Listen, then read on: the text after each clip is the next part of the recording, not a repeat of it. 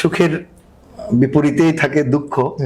তো আপনার কি এরকম কোনো অনুভূতি আছে কিনা যে 1 বছর হয়ে গেল, এই কাজটা করার ইচ্ছা ছিল, এখনো করতে পারিনি বা করাটা অনিশ্চিত, এরকম কোনো প্ল্যান রয়ে গেছে কিনা যে যেটা একটু নিজেকে কষ্ট দেয়? আমি কষ্ট দেয় এটা আমি আপনার দর্শকদের বলছি বা ভৈরবের যারা এটা অনুষ্ঠানটা দেখবেন তাদেরকে বলছি।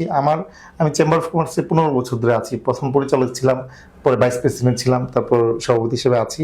আমার এই 15 বছর ধরে একটা দাবি ছিল, ব্যবসায়ীদের কাছে আমরা যখন ভোট চাইতে যাই তখন ব্যবসায়ীরা খুব হতাশ থাকে বিভিন্ন সময়। যেটা ভৈরব টার্মিনাল ঘাট, যেখান দিয়ে মালপত্র, ব্যবসায়ীদের মালপত্র যেখান দিয়ে যায়, এই টার্মিনাল ঘাটটা সবার দাবি থাকে এটার মধ্যে যারাই টেন্ডার পায় বা যারাই যে দলই থাকুক, এটার মধ্যে ব্যবসায়ীদের উপর বোঝা চাপিয়ে দিই, মানে ট্যাক্সের বোঝা যেটাকে বলে, এটা আগে ধরেন 100 টাকা, এখন 120 টাকা, এরকম করে চাপিয়ে দিই।